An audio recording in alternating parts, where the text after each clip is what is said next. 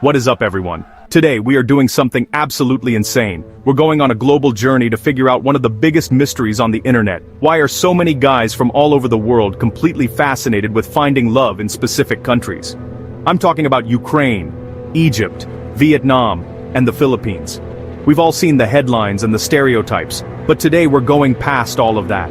We're diving deep into the real reasons, the culture, the drama, and the genuine love stories that you won't see anywhere else. This isn't just about dating, it's about understanding a whole different world. This is going to be one of the most interesting videos we have ever made, and I need your help to make it even better. As we go through each country, I want you to drop a comment below with your thoughts, your own experiences, or even just what surprises you the most. Your stories make these videos a million times better. Also, we're using some awesome background music from the YouTube Studio library to set the mood for this adventure.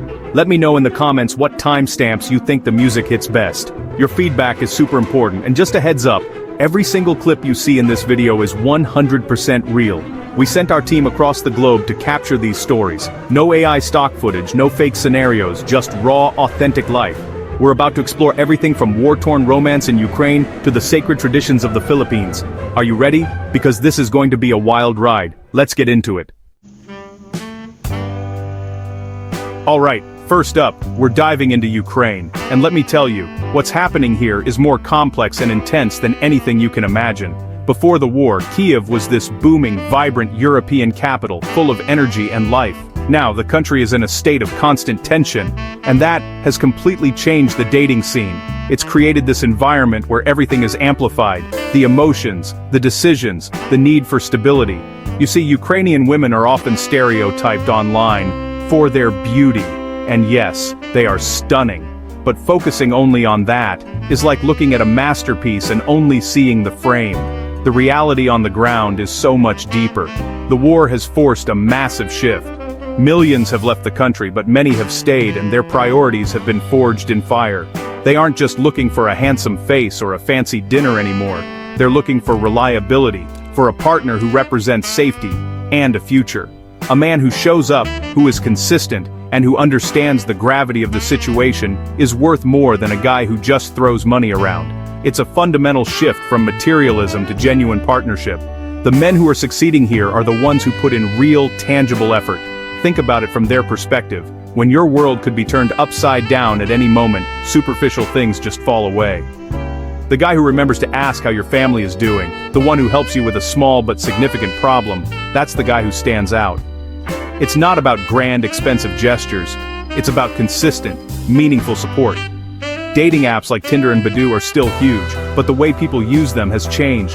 Profiles are more direct, conversations get serious faster. There's less time for games. Women are upfront about what they're looking for. Whether it's a serious relationship, a chance to build a life somewhere safer, or just a genuine human connection in a time of chaos. Let me tell you about Ina and Hang. Hang is from Germany, and he met Ina online after the invasion started. He wasn't some rich guy trying to buy a bride. He was a regular person who was genuinely moved by her situation. He spent months just talking to her, learning about her life, her fears, and her dreams. He didn't just send money, he sent proof that he cared. Their relationship was built on a foundation of communication and empathy. Hang eventually traveled to meet her in a safer part of the country, and it wasn't a flashy romantic getaway. It was real. It was about seeing if the connection they built online could survive in the real world, with all its complications. And it did. They are now building a life together, a testament to the fact that genuine love can find a way even in the darkest of times. But for every story like Ina and Hang's, there's also a story of betrayal. The war has created opportunities for scammers and people with bad intentions. There's a constant tension between hope and suspicion. A Ukrainian woman might be incredibly warm and open, but she's also learned to be incredibly cautious. She has to be. Her survival and her family's might depend on her ability to judge character accurately. You also have to understand the incredible ambition here. These women are not passive victims. They are doctors, lawyers, artists, and entrepreneurs who are fighting to keep their lives and careers afloat. They are looking for a partner, not a savior. They want someone who respects their strength and ambition, someone who will be a true equal in building a future together. This creates a fascinating dynamic. On one hand, you have this deep-seated desire for traditional family values and a loyal partner. On the other, you have a fierce, modern independence and a drive to succeed against all odds. It's this combination of warmth and resilience, of tradition and ambition, that many foreign men find so captivating.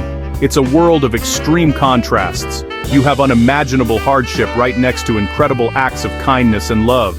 You have the ghost of the Soviet past clashing with a passionate drive for a free European future. And right in the middle of it all are people just trying to find someone to navigate the chaos with. So, when you think of dating in Ukraine, don't just think of beautiful women. Think of survivors. Think of resilient, intelligent, and incredibly strong individuals who know exactly what they want, and more importantly, what they need in a partner. It's a high-stakes environment where actions speak 1,000,000 times louder than words, and a genuine heart is the most valuable currency. Now, let's fly over to a completely different world, Egypt. If you think dating is complicated in other places, you haven't seen anything yet. Here, love and marriage are tangled up in a web of tradition, family pressure, and cold, hard economics. It's a system that has been in place for centuries, and it puts an immense amount of pressure on everyone involved. In Egyptian culture, marriage isn't just about two people falling in love, it's a massive deal between two families. And at the center of it all is a set of expectations dictated by a deeply patriarchal society. From a young age, the goal for many women is to get married, and the pressure starts mounting early. It's not a choice, it's often seen as a necessity for social standing and security. But here's the crazy part: the cost. Getting married in Egypt is incredibly expensive, especially for the man. He is expected to provide pretty much everything. We're talking about the apartment, fully furnished down to the last spoon. He has to pay for the shabka, which is a gift of gold jewelry for the bride, and the mar, a sum of money written into the marriage contract. This financial burden is astronomical for the average Egyptian guy. Many young men have to work for years, often taking on multiple jobs or moving abroad to the Gulf, just to save up enough money to get married. This economic reality creates a huge delay in marriage and a lot of frustration. It's a system that sets an almost impossibly high bar. This is where things get really interesting for foreign men. The intense financial pressure on local men creates an opening. At the same time, we're seeing a trend of wealthy men from the Gulf countries coming to Egypt, particularly in the summer, looking for brides. They have the money to easily meet the traditional requirements, which can create a transactional and sometimes predatory dynamic. Some Egyptian women, feeling trapped by these cultural and economic pressures, start to look outward. They see foreign partners not just as a romantic option, but as a pathway to a different kind of life.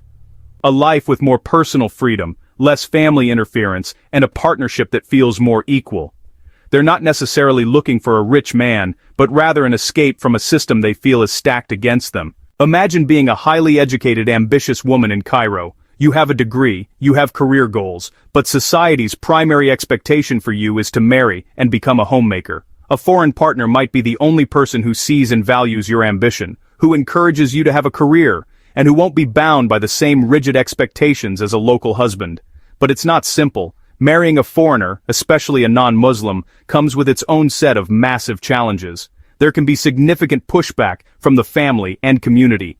The legal process itself is a bureaucratic nightmare, designed to be difficult. It's a test of commitment, requiring endless paperwork and patience. Even after marriage, the challenges don't just disappear. There are cultural gaps to bridge, from communication styles to ideas about family and social life. The woman might find herself in a new country, isolated from her support system. It's a huge gamble, a leap of faith into the unknown. So why do they take it? For some, it's about the promise of a partnership where they are seen as an equal, not a dependent. It's about the freedom to choose their own path, to work, to travel, to live a life that isn't dictated by centuries of tradition. It's a desire for a relationship built on mutual respect and shared dreams, rather than financial transactions and family obligations. This is the hidden story behind the headlines. It's not just about Egyptian women looking for a Western passport, it's about individuals making a calculated, often difficult choice to seek a different future for themselves. They are navigating a complex, social maze, trying to find a balance between their own desires and the immense weight of cultural expectation. For a foreign man, understanding this context is crucial. Showing up and thinking money is the answer is a huge mistake. What these women are often looking for is the opposite, a genuine connection that transcends the transactional nature of the local marriage market. They want someone who is interested in them as a person, who supports their goals, and who is willing to face the challenges of a cross-cultural relationship together. Okay, now we're heading to Southeast Asia, to Vietnam, and guys, the moment you step off the plane here, it feels like you've walked onto a movie set. The landscapes are breathtaking, the cities are a vibrant mix of old and new, and the women, well, the women have this cinematic quality to them. There's a quiet confidence, a gracefulness that is just captivating. There are a lot of stereotypes about Vietnamese women, often painting them as submissive or only seeking a foreign husband for financial security. But I'm here to tell you that the reality is so much more powerful and nuanced. To really understand, you have to look at the cultural values that shape them from a young age. There's a deep-rooted cultural emphasis on being a good homemaker, on taking care of the family, and on creating a harmonious environment. This isn't about being subservient, it's about seeing the family as a team and taking pride in their role as the heart of that team. It's a skill and a source of great respect within the culture. But here's the twist that shatters the stereotype. Vietnam has one of the highest female labor force participation rates in the world. These women are not just staying at home, they are highly educated, incredibly hardworking, and entrepreneurial. You'll find them running businesses, working in tech, and pursuing higher education with fierce determination. They manage to balance this incredible ambition with a soft, feminine demeanor. It's this duality that many foreign men find so magnetic. She can be a boss in the boardroom and then come home and create this warm, loving environment. It's a combination of strength and softness that feels both traditional and incredibly modern at the same time. Relationships in Vietnam are built on the principle of mutual effort. It's called Joy Ben Kung Ko Gang, which means both sides have to try. A Vietnamese woman expects her partner to put in just as much effort as she does. This isn't about 50-50 in terms of money, but 100-100 in terms of commitment, respect, and care. She'll notice the small things. Did you remember her favorite food? Did you ask about her parents? Are you showing through your actions that you are serious about building a future together? They have a keen eye for sincerity. They can spot a guy who is just playing games from a mile away. They've seen it all before. Family is everything here. If you're dating a Vietnamese woman, you're not just dating her, you're building a relationship with her entire family. Gaining their approval is a crucial step. It's not about passing some kind of test, but about showing genuine respect for her elders, and for the traditions that are important to her. This focus on family provides a deep sense of stability and support that is often missing in more individualistic Western cultures. For a foreign man who might feel disconnected or lonely, being welcomed into a large, loving Vietnamese family can be an incredibly powerful and healing experience. It's a sense of belonging that is truly priceless. Let's talk about the stereotypes again. The idea that Vietnamese women are just looking for a way out is largely outdated and misinformed. With Vietnam's economy booming, many young women have excellent prospects at home. They are choosing foreign partners not out of desperation, but out of a genuine desire for a different kind of partnership. They are often drawn to the perceived directness and emotional openness of Western men, which can be a refreshing change from the more reserved nature of some local men. They are looking for a partner who will be their best friend, their confidant, and their equal, someone they can laugh with and build a life with. So, would you take a flight to Vietnam for love? It's a question worth asking, but if you do, you need to go with an open mind and a respectful heart. You need to be prepared to put in the effort, to learn about the culture, and to see the woman in front of you for who she truly is. A complex, intelligent, and incredibly strong person who offers a partnership built on a foundation of mutual respect and unwavering effort. For our final stop, we're going to the Philippines, a country of over 7,000 islands, and a culture that is all about warmth, family, and faith. And I want to start with a story that blew my mind. In Mindanao, in the southern Philippines, they have these mass weddings, where couples can get legally married for as little as 500 pesos, which is about $9. Think about that. In a world where we spend tens of thousands of dollars on a single wedding day, here you have hundreds of couples, all dressed in their best, committing their lives to each other with pure joy and sincerity, for less than the price of a pizza. This, right here, is the key to understanding the Filipino approach to love and marriage. It's not about the money. It's not about the lavish party or the expensive dress. It's about the sacredness of the commitment. Marriage is seen as a lifelong, unbreakable bond, deeply rooted in the country's strong Catholic faith. This devotion, This ability to find immense joy and meaning in simplicity is something that absolutely fascinates foreign men. Many men from Western countries are tired of what they see as a transactional and disposable dating culture. They come to the Philippines and find something completely different. They find warmth and sincerity. Filipino women, or Filipinas, are known for their incredibly welcoming and caring nature. It's a cultural trait called kapwa, a sense of shared identity and connection with others. When you're with a Filipina, you often feel like you are the center of her universe. This isn't an act, it's a genuine expression of care and affection. They are natural nurturers, and they take immense pride in taking care of their partners and their family. For a man who feels unappreciated in his own culture, this level of devotion can be overwhelming in the best way possible. Family is the absolute cornerstone of Filipino society. It's not uncommon for multiple generations to live under one roof, and family ties are incredibly strong.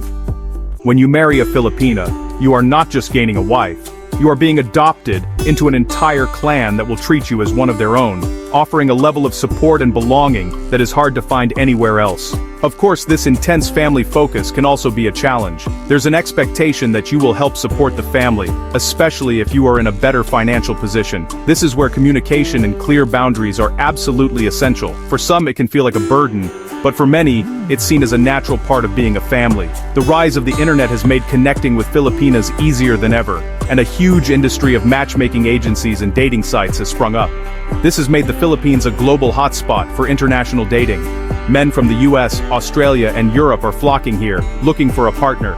But it's crucial to distinguish between a genuine connection and a transactional arrangement. While economic disparity is a real factor and some women are undoubtedly looking for financial stability, the vast majority are seeking a genuine loving partner. They are looking for a man who is kind, loyal, and family-oriented. They are often wary of the playboy stereotype and have a strong preference for older, more mature men who they believe are more serious about settling down. They value stability and kindness far more than a flashy lifestyle. A man who shows respect for her, her family, and her faith will win her heart far more effectively than a man who just shows off his wallet.